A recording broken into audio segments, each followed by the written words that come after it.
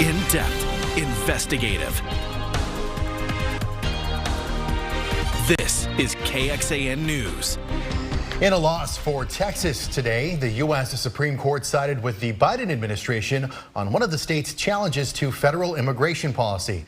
Thanks for joining us at 5. I'm Daniel Marin. And I'm Jennifer Sanders. Texas and Louisiana sued the U.S. over Homeland Security guidelines that prioritize which types of immigrants to deport. The high court ruling the states did not have standing in what justices called an unusual lawsuit. As our Monica Madden reports, some legal experts say this will have broader implications beyond immigration.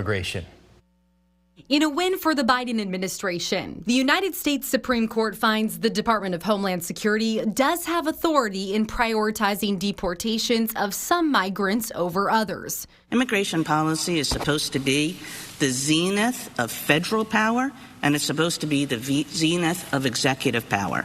And instead, we're creating a system where a combination of states and courts can bring immigration policy to a dead halt. DHS policy emphasizes a focus on deporting terrorists, criminals, and people who crossed most recently, partially due to resources and manpower. Texas and Louisiana argue that this was illegal, that the executive branch was not enforcing the laws properly, and they should have been performing more arrests and more detentions. The Supreme Court finding Texas and Louisiana are not harmed enough by this policy to sue, noting during oral arguments last November that the court's role was limited on this matter. Now, it's our job to say what the law is, not whether or not it can be possibly implemented or whether there are difficulties there. And I don't think we should change that responsibility just because Congress and the executive can't agree on something that's possible to address this problem. Constitutional legal experts like Josh Blackman say the ruling is much broader than immigration. What the court signals here, at least, is that states cannot sue for under-enforcement of the law, for the failure to enforce immigration laws. And I think it's actually a very big red flag that the strategy Texas has used in the past may not work in the future. Monica Madden, KXAN News.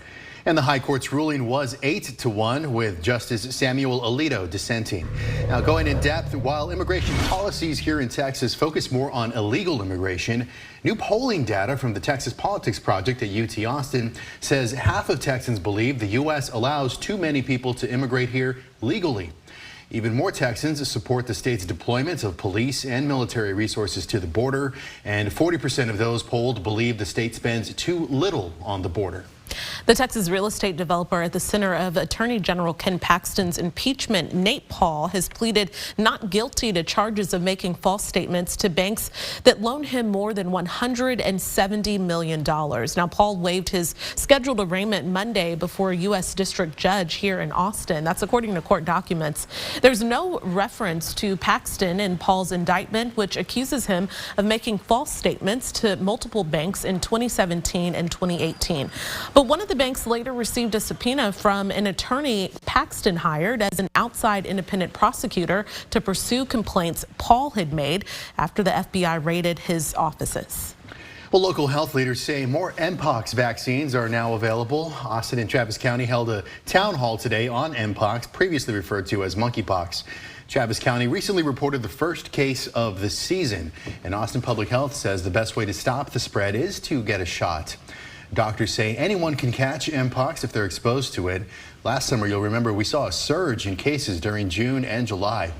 Local health authority Dr. Desmar Walks says the hospitalization and death rate is low, but the biggest issue for people with the virus is just the pain.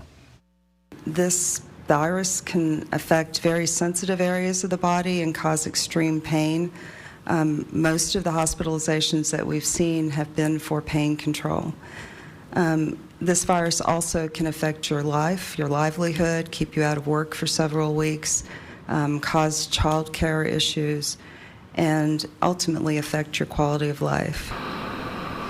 And Austin Public Health currently has 129 vials of the vaccine. Each vial contains up to 5 doses. Well, we're learning more about that tornado that ripped through Matador, Texas, killing 4 people Wednesday night. Among them, we've learned an Austin man, 43-year-old Victor Valenzuela Jr.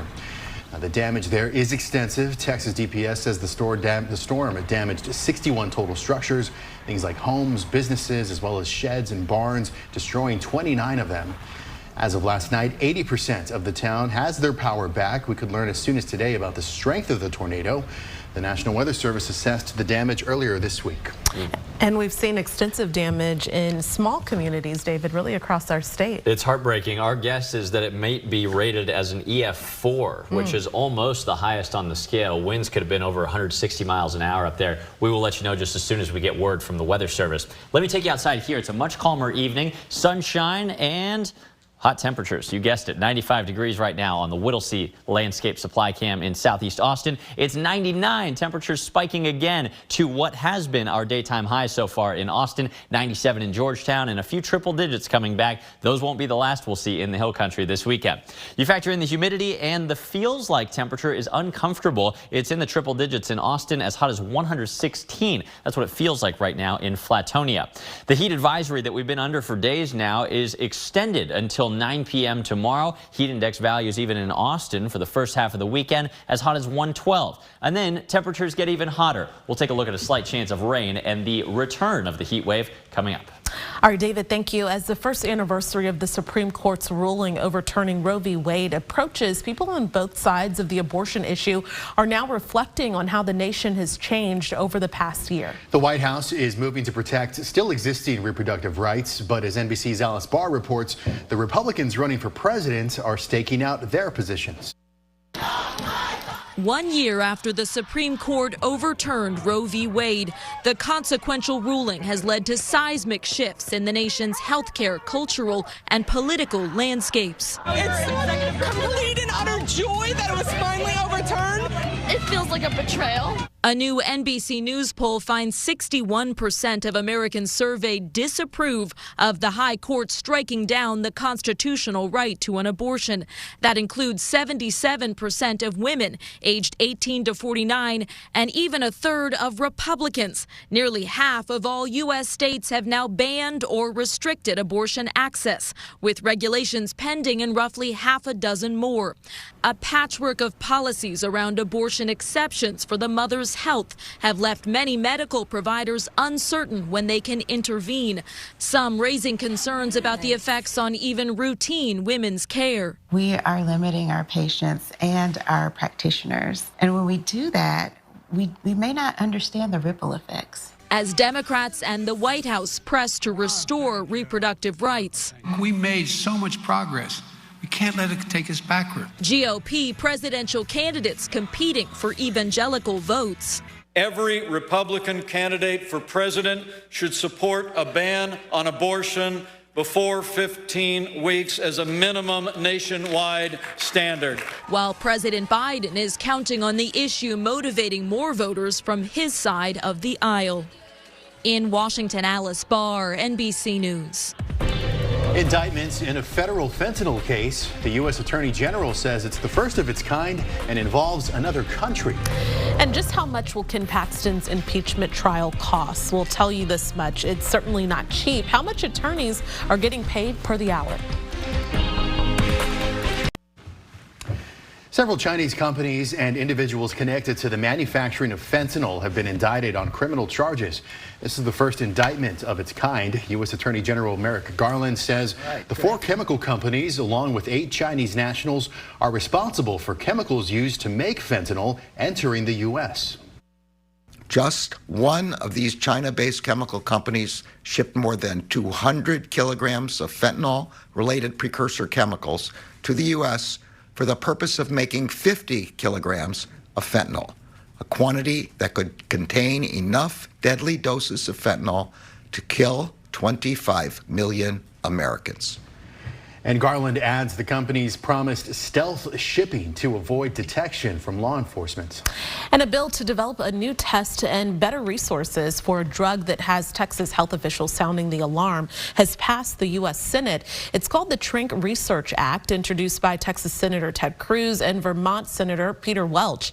There hasn't been a lot of medical research conducted over xylozine's impact on the body. However, the FDA warns that injecting it can lead to severe skin conditions that could require amputation.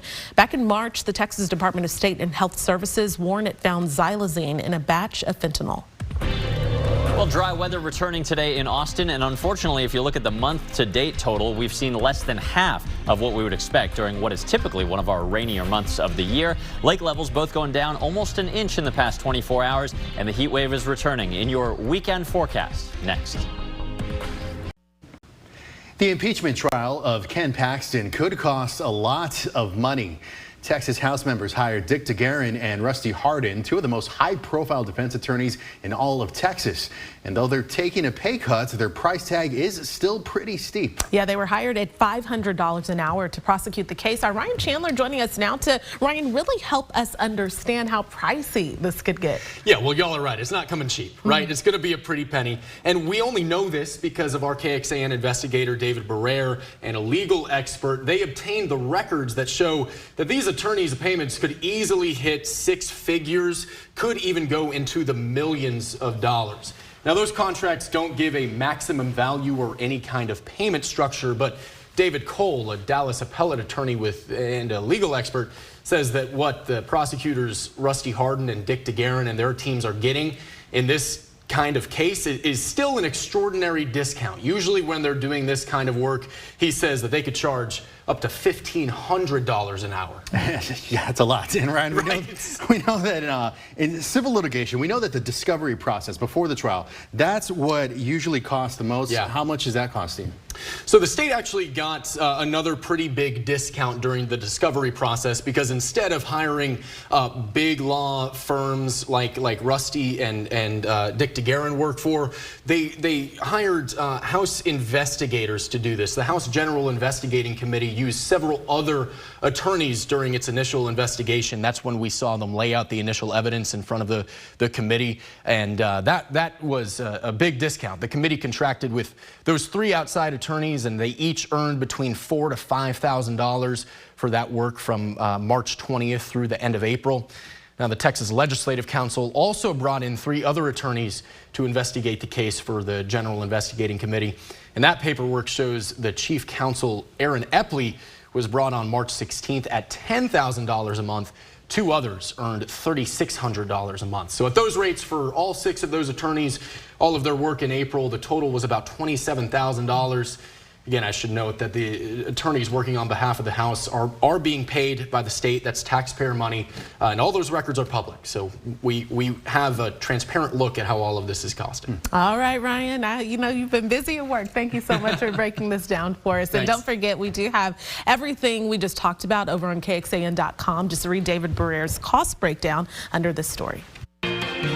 First warning weather with Chief Meteorologist David Yeomans. Well, today is day number 2 now, under 100 degrees, the only couple that we've had in the past 9 days. But temperatures about to soar over 100 degrees, not only this weekend, but all of next week, if not longer than that. Sunny skies otherwise. A pleasant evening here on the Austonian weather cam. We've got a big complex of severe storms up near Dallas. Notice, though, those are on the way to Houston, but they're not on the way here. This high pressure is still kind of rotating everything in North Texas around us. The high pressure leading to a big Mexico heat wave right now is set to build back over our region this weekend and through really all of next week. But I've been talking a little bit about some shades of relief on the horizon beyond the 7-day forecast. Now let's keep in mind, predicting the weather beyond 7 days is very difficult, which is why we don't typically do it. But I'm looking forward to something that we have a fairly medium to high confidence in when you're talking about that far in the future. Here we go. This is not this weekend, but next weekend. Again, beyond 7 days out, the high pressure may actually split into two, leaving a little weakness or a little trough of low pressure over the state. We're seeing some pretty consistent indications that could,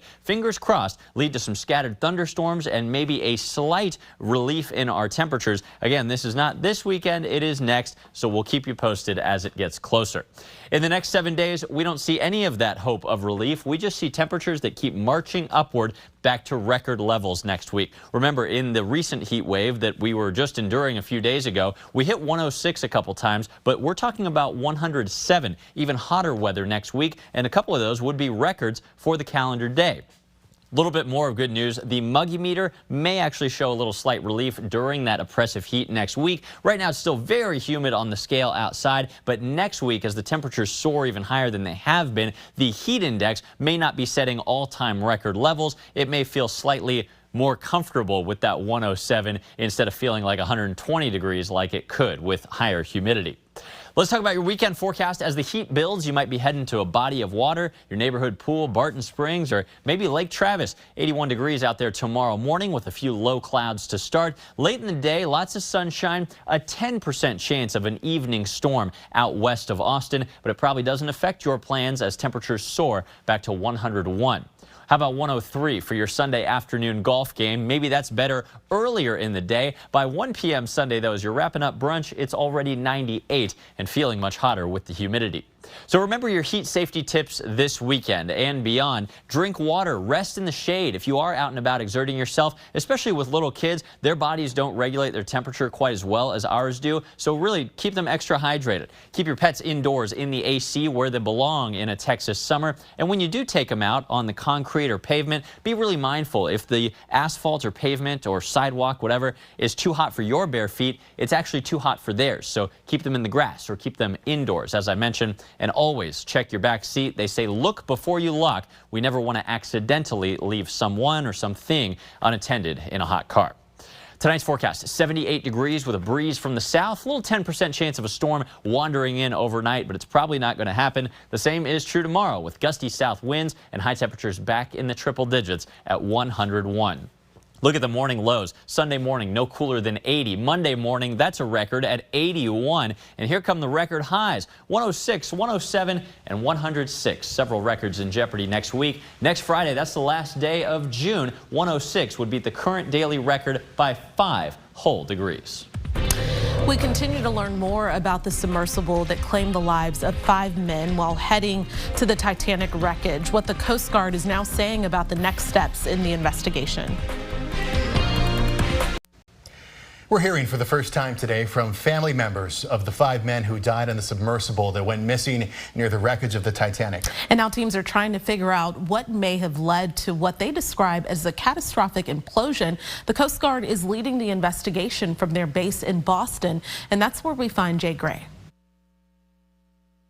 The search in this remote area of the North Atlantic shifting now. Teams no longer looking for a missing submersible and 5 men inside, but instead answers to how and why they were lost. It is a complex case to work through, but I'm confident that those questions will begin to get answered. Remotely operated vehicles continue to scan debris less than a half-mile from the bow of the Titanic. Pieces of the sub that investigators say indicate a sudden leak in the pressurized capsule, leading to a catastrophic implosion. The only saving grace about that is that it would have been immediate, literally in milliseconds, and the men would have had no idea what was happening. Family members of the victims thankful they likely didn't suffer, but struggling with their loss. Just absolutely devastating. I'm still, heartbroken. I think I'm still a little bit in shock. I just can't believe that, this is happening. The best way to preserve the memories and the legacies of these 5 explorers is to conduct an investigation, find out what went wrong, take lessons learned, and then move forward. Moving forward with the investigation, a lot like a trip to the ocean's floor, a difficult journey into the unknown. Jay Gray, NBC News, Boston. And logistics is a very difficult part of this process. It's still not clear if recovery teams will be able to pull remnants of the sub to the surface from the ocean's floor, 2.5 miles below the surface. Well, tonight on KXAN, it's Hot Wheels at 7, Dateline NBC at 8 o'clock, right before KXAN News at 10. Or you can join us an hour earlier for KXAN News at 9 on the CW Austin. Here is where to find us.